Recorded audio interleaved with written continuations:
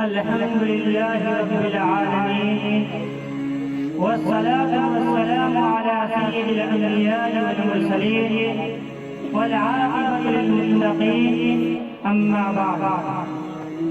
قال النبي صلى الله عليه وسلم: قصوا الشوارع وأعفوا اللحى وخالف المجوسية. وفي حديث آخر: لعن رسول الله صلى الله عليه وسلم المتشبهين من الرجال بالنساء والمتشبهات من النساء بالرجال، أو كما قال عليه الصلاة والسلام. میرے محترم بزرگوں اور دوستوں اور حاضرین جلسہ، حضرت عائشہ رضی اللہ تعالی عنہا سے روایت ہے، وہ فرماتی ہے کہ آقا نامدار صلی اللہ علیہ وسلم نے ارشاد فرمایا کہ 10 چیزیں فطرت میں داخل ہیں. انہی میں سے مونچھوں کو کٹوانا اور داڑھی بڑھانا انسان کی فطرت سلیمہ، اور اس کے برخلاف مونچھوں کو بڑھانا اور داڑھی کٹانا یہ خلاف فطرت ہے. اور جو لوگ ایسا کرتے ہیں وہ فطرت انسانی کے خلاف کرتے ہیں، وہ اللہ کی تخلیق کو بگاڑتے ہیں. کیونکہ قرآن میں ہے شیطان لعین نے کہا تھا کہ میں اولاد آدم کو حکم دوں گا کہ وہ اللہ کی تخلیق کو بگاڑے.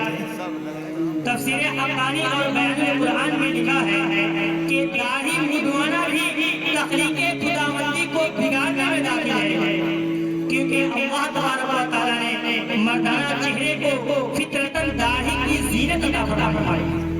پس جو لوگ داڑھی منڈواتے ہیں وہ اغوائے شیطان کی وجہ سے اپنے چہرے کو اور وہ اپنی فطرت کو مسخ کرتے ہیں. حضرات سامعین کرام، حضرات انبیاء کرام کا طریقہ فطرت انسانی کا معیار ہے. فطرت سے مراد انبیاء کرام کا طریقہ اور ان کی سنت ہے. گویا کہ مونچھیں کٹوانا اور داڑھی بڑھانا کم و بیش 1,24,000 انبیاء کرام کی متفقہ سنت ہے. اس لیے جو لوگ داڑھی منڈواتے ہیں وہ لوگ 1,24,000 انبیاء کرام کے طریقے کی مخالفت کرتے ہیں.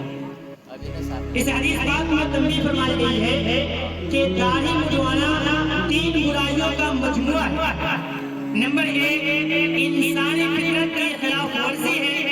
نمبر 2 اغوائے شیطان سے اللہ کی تخلیق کو بگاڑنا ہے. نمبر 3 انبیاء کرام کے طریقے کی مخالفت کرنا.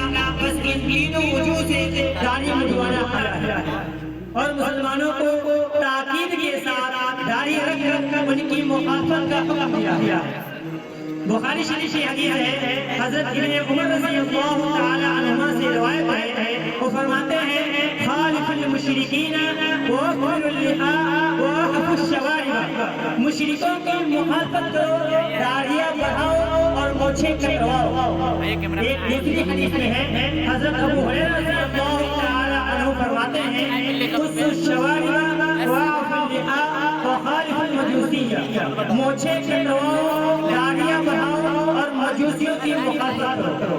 مونچھیں کٹوانا اور داڑھی رکھنا مسلمانوں کا شعار ہے، اور اس کے برعکس مونچھیں بڑھانا اور داڑھی کٹانا مجوسیوں کا شعار ہے. آقا مدنی صلی اللہ علیہ وسلم نے اپنی امت کو مسلمانوں کا شعار بنانے اور مجوسیوں کی مخالفت کرنے کی تاکید فرمائی. بے شک اسلامی شعار کو چھوڑ کر کسی گمراہ قوم کا شعار اختیار کرنا حرام ہے. آقا مدنی صلی اللہ علیہ وسلم نے فرمایا: من تشبہ بقوم فہو منہم. جو شخص کسی قوم کی مشابہت اختیار کرے وہ انہی میں سے ہے.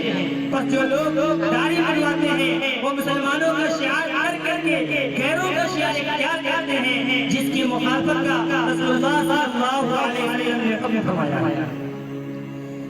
پیارے مسلمانوں، حضور اکرم صلی اللہ علیہ وسلم کو داڑھی منڈوانے والے سے اس قدر نفرت تھی کہ شاہ ایران کے 2 قاصد آپ صلی اللہ علیہ وسلم کے پاس آئے اس حال میں کہ ان کی داڑھیاں مڑی ہوئی تھی اور مونچھیں بڑھی ہوئی. عربی عبارت اس طرح ہے: فقرئ النظر الیہما وقال ویل من امرکما بہذا وقال تباین عليه وسلم ولكن ربي أمرني بإعفاء لحيتي وقص الشوارب.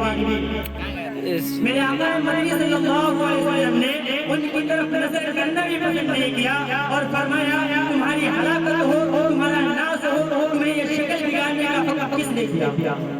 وہ بولے یہ ہمارے رب شاہ ایران کا حکم ہے. رسول اللہ صلی اللہ علیہ وسلم نے فرمایا لیکن میرے رب نے مجھے داڑھی بڑھانے اور مونچھوں کو کٹوانے کا حکم دیا.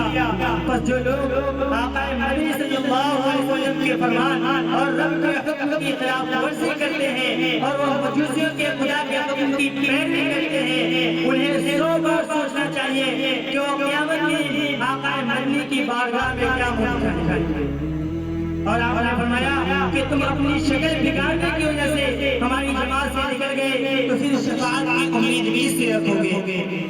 اس حدیث پاک سے یہ بھی معلوم ہوا کہ مونچھیں بڑھانا اور اسی طرح داڑھی مڈوانا اور کروانا حرام اور گناہ کبیرہ ہے.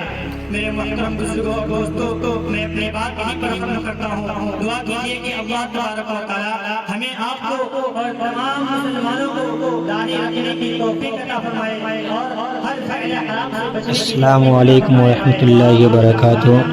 برادران اسلام، اگر تقریر اچھی لگی ہوئی ہو، بات صحیح ہو تو چینل کو ضرور سبسکرائب کریں.